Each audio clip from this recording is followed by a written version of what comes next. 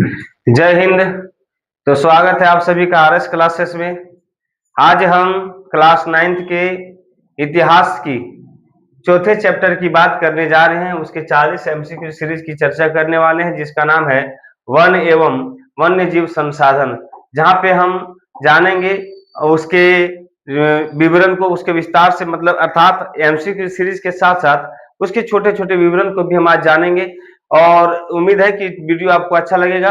Sincere बच्चा अर्थात हम कह सकेंगे पढ़ने वाला हम बच्चा उन्हीं को मानेंगे जो आप इनको पढ़ने के बाद, उसको लिखने के बाद और कमेंट के माध्यम से उस फोटो को अगर भेजेंगे तो हमको पता चल जाएगा कि आप बहुत ही सिंसियर तरीके से आप इसको पढ़ते चल रहे हैं। तो चलिए शुरुआत करते हैं पहले सवाल की ओर कि वनों की कटाई से क्या तात्पर्य है। तो भैया कोई भी वन को आप काटिएगा तो वो क्या होगा, विलुप्त होगा, अर्थात समाप्त हो जाएगा, वो ज्यादा दिन बचने वाला नहीं। बड़ा वनों की कटाई का अर्थ है वन क्षेत्र से पेड़ों को काटकर वनों को समाप्त करना। औपनिवेशिक काल में रेलवे, जहाज निर्माण, बागानों के लिए लकड़ी की आवश्यकता के कारण वनों की कटाई तेज हुई थी, जिसके कारण क्या हुआ कि वनों का लुप्त होना शुरू हो चुका था। अगला हमारा सवाल है कि औपनिवेशिक शासन वनों को औपनिवेशिक शासन वनों को किस रूप में देखता है। तो जो औपनिवेशिक होता है वो वनों को देखता है बंजर भूमि के तौर पर, अर्थात उसका कोई उपयोग होता नहीं है। औपनिवेशिक का मतलब होता है जो विदेशी लोग आए जिनका यहाँ पे उपनिवेश चलता था, अर्थात हम बोल सकते हैं एक प्रकार से अंग्रेजों की यहाँ पे चर्चा हो रही है ना। देखिए आप यहाँ पे जो इसका उदाहरण बोला क्या कि अंग्रेज शासक उन वनों को अनुपयोगी मानते थे जिनसे उन्हें सीधे कृषि राजस्व प्राप्त नहीं होता था। वे वन साफ करके कृषि योग्य भूमि बनाते थे, अर्थात जब अंग्रेजों को जिस क्षेत्र से टैक्स नहीं मिलता था उन जंगलों को काटकर उसे कृषि योग्य बनाया जाता था, इसलिए उसको क्या लगता था, वह भूमि बंजर भूमि लगता था। ब्रिटिशों ने भारत में वैज्ञानिक वानिकी की शुरुआत के लिए किसे नियुक्त किया था। तो डायट्रिच ब्रांडिस को, है ना, ब्रांडिस को क्या नियुक्त किया था, वानिकी वैज्ञानिक वानिकी नियुक्त किया था। बड़ा जर्मन वन विशेषज्ञ डायट्रिच ब्रांडिस को भारत का पहला इंस्पेक्टर जनरल ऑफ फॉरेस्ट नियुक्त किया गया। उन्होंने भारत में वैज्ञानिक वानिकी की व्यवस्था विकसित करने में महत्वपूर्ण भूमिका निभाई, जिनसे वनों को सुरक्षा प्रदान हुआ। 1878 के वन अधिनियम के तहत वनों को कितनी श्रेणियों में बांटा गया है। तो 3 श्रेणियों में बांटा गया, अर्थात हम बोल सकते हैं क्या, आरक्षित, यहाँ पे लिखा भी होगा। पर 1878 के वन अधिनियम के तहत वनों को 3 श्रेणियों में बांटा गया। पहला जो है आरक्षित वन, दूसरा है संरक्षित वन और तीसरा है ग्रामीण वन। ग्रामीण वन जो होता है एक ऐसा वन जिसे सरकार और ग्रामीणों के द्वारा मिलकर लगाया जाता है और जरूरत पड़ने पर उसको काटा जा सकता है। जबकि संरक्षित का वन मतलब होता है कि आप जंगल में जा तो सकते हैं लेकिन केवल पत्तों वगैरह को, सूखी हुई जो लकड़ियां होती उनको चुनकर आप ला सकते हैं। जबकि आरक्षित वन में किसी भी प्रकार से मानवों को जाने का प्रतिबंध होता है, मानव वहां पर नहीं जा सकते हैं। अब हमारा जो अगला सवाल है, सर्वोत्तम वन किस श्रेणी में के अंतर्गत आते हैं। यहाँ पे हो जाएगा क्या, आरक्षित वन। क्यों, क्योंकि यहाँ पे लोगों को जाना मना है और इसीलिए वह आरक्षित वन सबसे सर्वोत्तम वन माना जाता है। आरक्षित वन सबसे अच्छे वनों को माना जाता था। इन वनों में ग्रामीणों के पारंपरिक अधिकारों पर बहुत अधिक प्रतिबंध लगा दिया गया था, अर्थात मानव को यहाँ पे जाने से रोक लिया दिया गया था। स्लीपर्स क्या होते हैं। तो स्लीपर्स जो होता है वो रेल पटरियों को सहारा देने वाली लकड़ी होती है। जैसे कि आप देखेंगे कि एक रेल की पटरी है ना, रेल की पटरी है तो आप देखे होंगे अब तो सीमेंटेड आता है, इसकी जो नीचे है पट्टियां लगी होती है जिस पर रेल की पटरी को ऊपर से रखा जाता है और इस पर क्या किया जाता है कि नीचे जो है लकड़ी दिया जाता था और उसके ऊपर रेल की पटरी की लाइन को, मतलब लोहे को बिछाया जाता था। लेकिन अब क्या हो गया कि अब जो है सीमेंटेड आ गया, सीमेंट लगा हुआ आपको मिलता है। लेकिन पहले क्या था, लकड़ी ही होता था, जिसके कारण वनों की बहुत जोरों से कटाई होती थी क्योंकि इसके बीच में जो लकड़ी होता था बहुत मोटा और हैवी चाहिए होता था। अब आप कहेंगे कि इसको लगाया क्यों जाता था, ताकि रेल की ये जो रेल की पटरी है वो धंस ना जाए, अर्थात वो मिट्टी के अंदर ना चले जाए, जमीन के अंदर ना चले जाए। तो इस लकड़ी के ऊपर उस पटरी को रखा जाता था ताकि वह धंसे नहीं। हमारा जो अगला सवाल है, रेलवे ट्रैक के प्रति मील कितने स्लीपर्स की आवश्यकता होती थी। बोला जाता है क्या कि लगभग एनसीईआरटी के अनुसार 1 मील रेल के ट्रैक को बिछाने के लिए 1700 से 2000 स्लीपर्स की आवश्यकता होती थी, इसके कारण बड़े पैमाने पर पेड़ों की कटाई होती थी। मतलब हम बोल सकते हैं कि लगभग अगर हम यहाँ से लगभग 1 से 1.5 किलोमीटर की दूरी पर जाएंगे तो लगभग 1 से 2000 आपको क्या लगते थे, रेलवे ट्रैक के ऊपर स्लीपर्स लगता। तो जो इस प्रकार का हम बताए थे कि जो इस प्रकार का स्लीपर्स होता है, बिछाया जाता है, वो लगभग 2000 पीस लग जाता। तो आप सोच के देखिए कि कितने वनों को काटा जाता था। अब इसका मतलब ये नहीं कि छोटी-छोटी टहनियों को भी बिछाया जाता था, उसके प्रमुख रूप से मजबूत हिस्से को ही लगाया जाता था, जिसको हम लोग आज कहते हैं उसके साल को लगाया जाता था, उसके बीच वाले हिस्से को लगाया जाता था। अगला हमारा सवाल है, वैज्ञानिक वानिकी प्रणाली की कौन सी विशेषता नहीं थी? तो वहां पे वन अधिकारियों द्वारा क्षेत्र का सर्वेक्षण एवं अनुमान नहीं लगाया जाता था कि कितना वन है, इसलिए यह क्या था, इसकी विशेषता नहीं थी। बुरा वैज्ञानिक वानिकी में वन अधिकारियों द्वारा सर्वेक्षण किया जाता था और योजनाबद्ध तरीके से कटाई तथा पुनः रोपण किया जाता था कि कितना जंगल काटना है और कितना जंगल लगाना है, ये उसके विशेषता नहीं थी, ये उसको बढ़िया से जांच पड़ताल नहीं कर सकते। अगला जो हमारा सवाल है कि शिफ्टिंग कल्टीवेशन अर्थात स्थानांतरित कृषि की कौन सी विशेषता है? तो सबसे पहले देखेंगे क्या कि स्थानांतरित कृषि होती क्या है। तो एक स्थान से दूसरे स्थान पर कृषि करना ही स्थानांतरित कृषि कहलाता है, अर्थात बदल बदल कर कृषि को करना स्थानांतरित कृषि कहलाता है, या घूम घूम कर कृषि करना स्थानांतरित कृषि कहलाता है। बोल रहा है इन भूखंडों पर केवल एक ही फसल उगाई जाती थी, किस पर, शिफ्टिंग कल्टीवेशन अर्थात स्थानांतरित कृषि पर केवल एक प्रकार का फसल लगाया जाता था। बोरा स्थानांतरित कृषि में एक ही भूखंड पर विभिन्न प्रकार की मिश्रित फसलें उगाई जाती थी। कुछ वर्षों बाद भूमि की उर्वरता कम होने पर किसान दूसरे स्थान पर चले जाते थे, अर्थात अगर यह इलाका है तो यहाँ पे फसल को बदल बदल कर लगाया जाएगा। जब एक प्रकार से इसकी उर्वरकता कम हो जाएगी तो फिर दूसरे खेत पर दूसरे स्थान पर जाकर इसको लगाया जाता था। अगर आपको वीडियो समझ में आता है तो आप अपना नाम कमेंट करेंगे, आप कहां से देख रहे हैं आप वो भी कमेंट करेंगे, ताकि हमको हौसला मिलेगा कि क्या केवल झारखंड के गिरिडीह जिले से ही लोग देख रहे हैं या अन्य जिलों से भी इसको देख रहे हैं। तो इससे क्या हो जाएगा कि इससे हमारी रीच पता चलेगी कि झारखंड के किन किन स्थानों से हमारे वीडियोज को देखा जाता है, जिससे हमारा मनोबल बढ़ेगा और आपके लिए और बेहतरीन बेहतरीन तरीके से इसका सोल्यूशन लाया जाएगा। बोला जावा के कलंक, है ना, जावा के कलंक कौन थे? तो जावा के कलंक जो थे वो कुशल वन काटने वाले एवं स्थानांतरित कृषक थे। मतलब बहुत ही बढ़िया तरीके से जो वनों को सुरक्षित तरीके से काटते थे और सुंदर तरीके से काटते थे, उसे क्या कहा गया था, जावा के कलंक कहा गया था। इसे अर्थात इसे स्थानांतरित कृषक भी कहा गया है। अगला जो हमारा सवाल है, भारतीय वन सेवा की स्थापना किस वर्ष हुई थी? इंडियन फॉरेस्ट सर्विस, जिसे हम क्या कहते हैं, आईएफएस, है ना। भारत की जो सबसे बड़ी एग्जाम होती है यूपीएससी, उसी का एक पोस्ट होता है आईएफएस। बोला क्या, इंडियन फॉरेस्ट सर्विस की स्थापना किस वर्ष हुई थी? तो 1864 में इंडियन फॉरेस्ट सर्विस की स्थापना हुई थी। द फॉरेस्ट ऑफ इंडिया, है ना, पुस्तक किसने लिखी थी? ये बहुत ही जरूरी हो जाता है आपके लिए, बहुत ही महत्वपूर्ण हो जाता है। द फॉरेस्ट ऑफ इंडिया जो लिखा था वो ईपी स्टेबिंग ने लिखा था। कब लिखा था, क्या बोला, ईपी स्टेबिंग ने द फॉरेस्ट ऑफ इंडिया नामक पुस्तक लिखी, जिसमें भारत के वनों के इतिहास और उसके प्रबंधन का विवरण इन्होंने इस पुस्तक में लिखा था, जिस पुस्तक का नाम था द फॉरेस्ट ऑफ इंडिया, है ना। अगला सवाल है हमारा, वन विभाग के अनुसार वन विभाग को किस प्रकार के वृक्षों वाले वन अधिक पसंद थे? तो जहाज और रेलवे निर्माण के लिए उपयुक्त लकड़ी जिसमें होती थी, जिसमें जहाज बनाया जाता था और जिससे जहाज बनाया जाता था, पानी वाला जहाज, और जिस लकड़ी को बिछाया जाता था रेलवे ट्रैक पर, वो अंग्रेजों के लिए या वन विभाग को सबसे बेहतरीन लकड़ी लगता था। अंग्रेजों को सागौन और साल जैसी मजबूत लकड़ी, यहाँ पे वृक्ष का भी नाम लिख दिया, सागौन और साल जैसी मजबूत लकड़ी की आवश्यकता थी, जिसका उपयोग जहाजों में, रेलवे के स्लीपर्स में काम आता था। ब्रिटिश शासन के दौरान भारत में वनों की कटाई का प्रमुख कारण क्या था?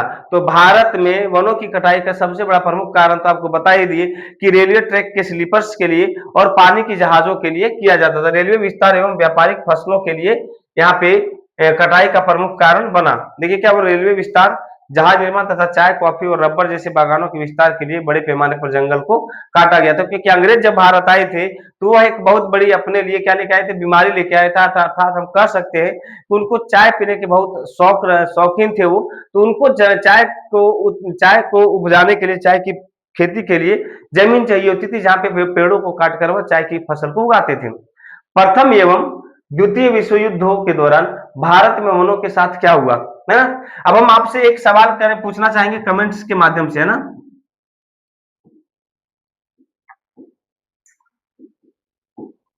कमेंट्स के माध्यम से पूछना चाहेंगे, क्योंकि जब हम पढ़े थे नाजीवाद नाजीवाद और हिटलर के बारे में जब पढ़े थे, तो उस वीडियो में हमने प्रथम विश्व युद्ध और दूसरे विश्व युद्ध के बारे में बताया था। उसके ईस्वी को आपको लिखना है कि प्रथम विश्व युद्ध कब से कब तक हुआ था और द्वितीय विश्व युद्ध कब से कब तक हुआ था, आपको ये बताना है ना। चलिए हम शुरुआत करते हैं।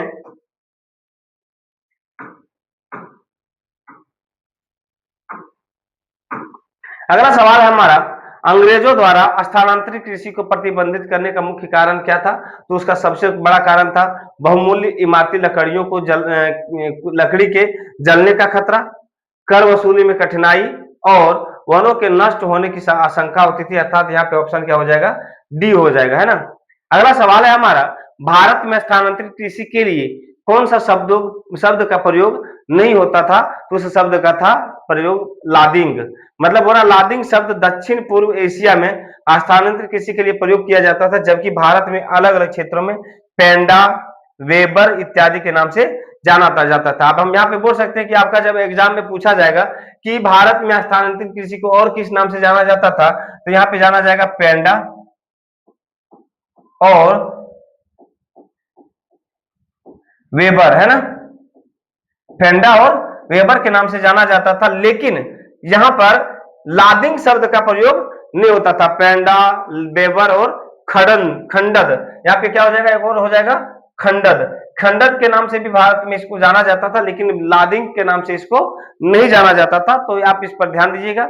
अगला जो हमारा सवाल है, कौन सा जनजातीय समुदाय नहीं है। अर्थात इनमें से जो समुदाय है जो जनजाति के तौर पर जाना जाता है वो कौन सा नहीं है। तो कोरबा है, कोरबा जनजाति भारत में पाया जाता है, येरुकुला पाया जाता है, मुंडा पाया जाता है, संथाल पाया जाएगा, उसके अलावा आपका बिरहोर पाया जाएगा, लेकिन कराछा जनजाति जो है वो भारत में नहीं पाया जाता। कोरबा, येराकुला, मुंडा वन आश्रित समुदायों के उदाहरण है।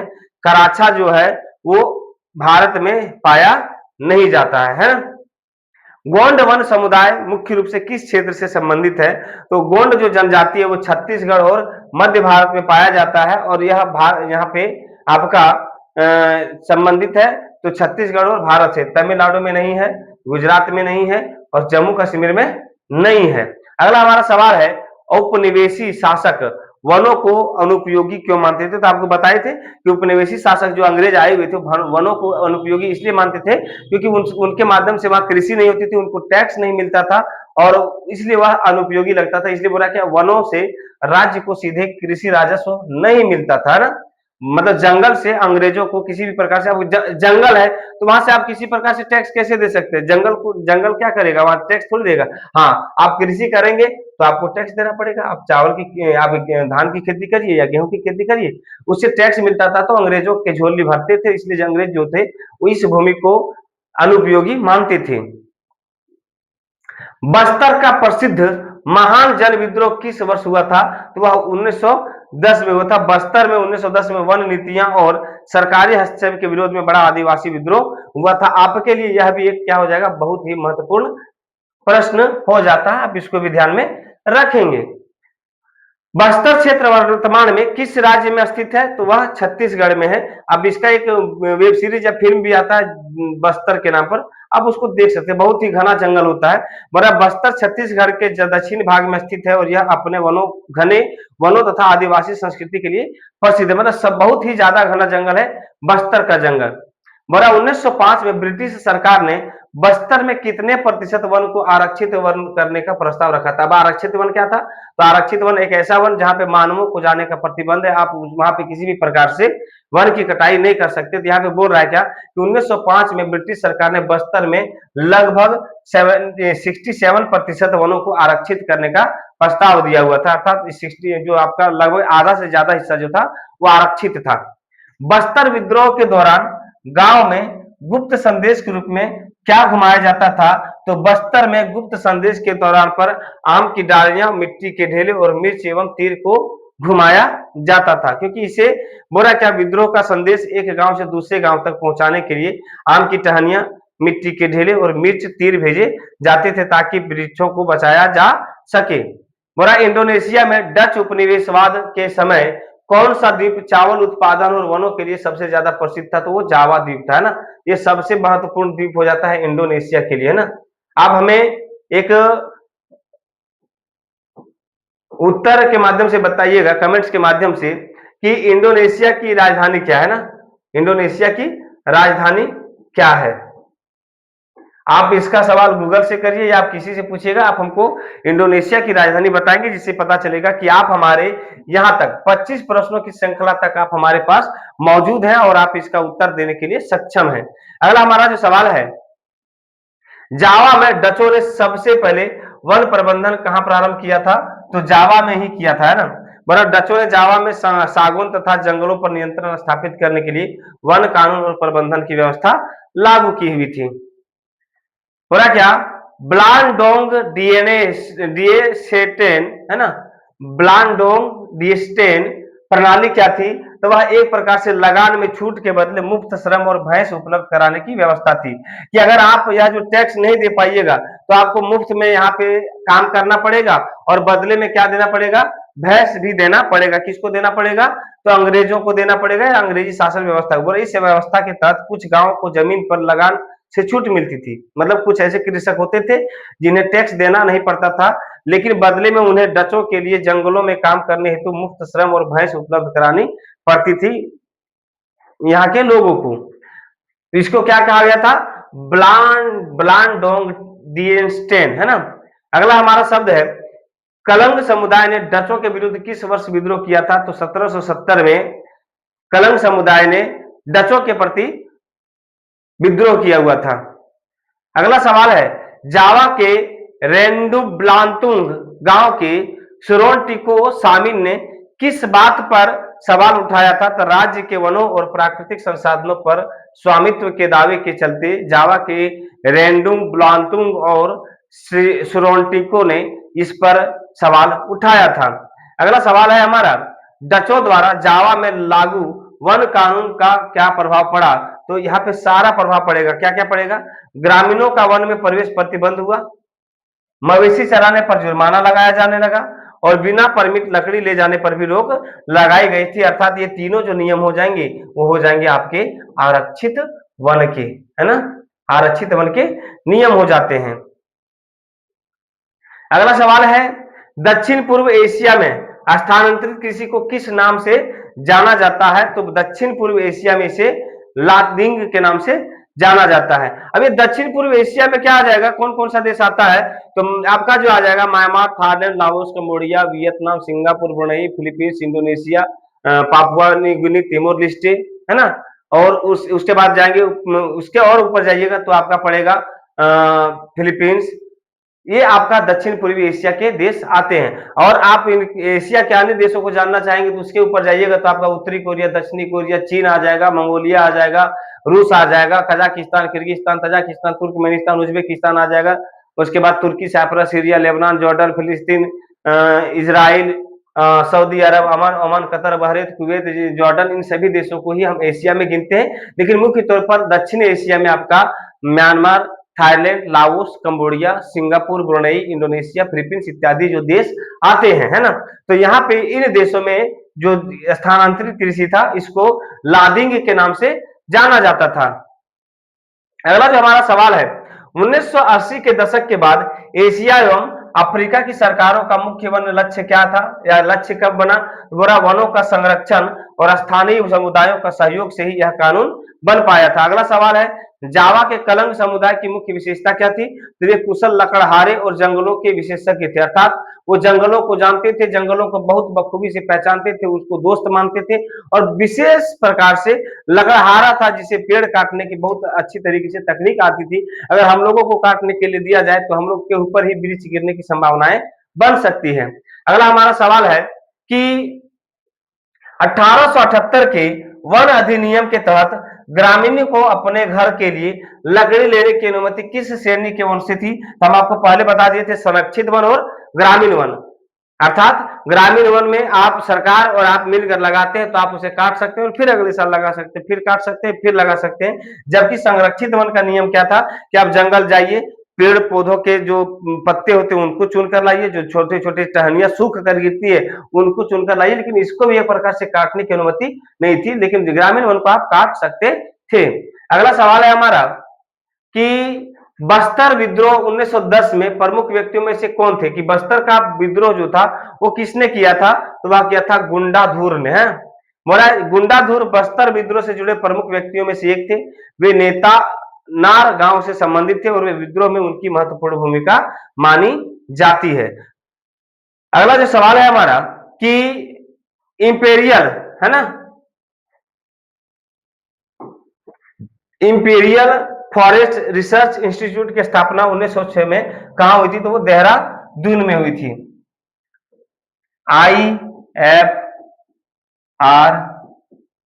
है ना, अर्थात इंपीरियल फॉरेस्ट रिसर्च इंस्टीट्यूट जो था 1906 में देहरादून में इसे स्थापित किया गया था। मध्य अमेरिका में स्थानांतरित कृषि को किस नाम से जाना जाता है? तो वहां पे इसे मिल्पा के नाम से जाना जाता है। ये 12th में कई बार पूछा जाता है। अब आपके हिसाब से हमको लग रहा है कि 9th क्लास में भी इसे पूछा जाए, क्योंकि जो अमेरिका में है इसे मिल्पा के नाम से जाना जाता है।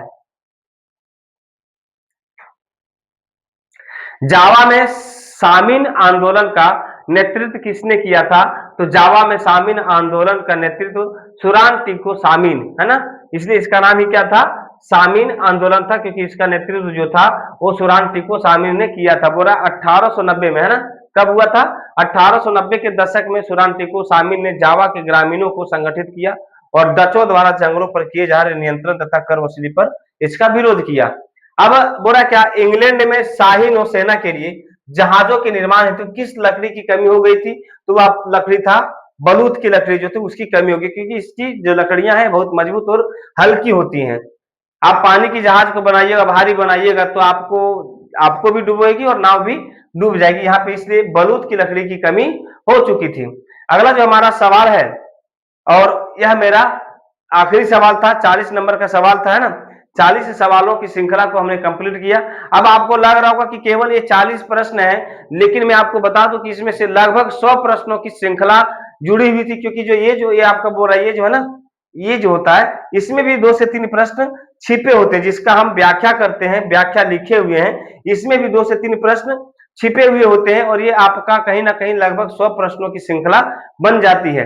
अब आपको जो बोले हैं कि जो बच्चे एक्टिव होंगे, जिनको पढ़ने में मन लग रहा होगा, आप इनको लिखिएगा एक कॉपी में, ताकि आपके एग्जाम के नजदीक आते समय रिवीजन करने का कुछ उपाय बचे, और उसे फोटो खींचकर आप कमेंट में पिन कर देंगे और हमको बताइएगा कि आप कहां से हैं और किस जिले से हैं, ताकि हम अपने रीच को और बढ़ा सकें और आपके बीच में और मजबूती से हम आ सके। तब तक के लिए आप सभी को धन्यवाद।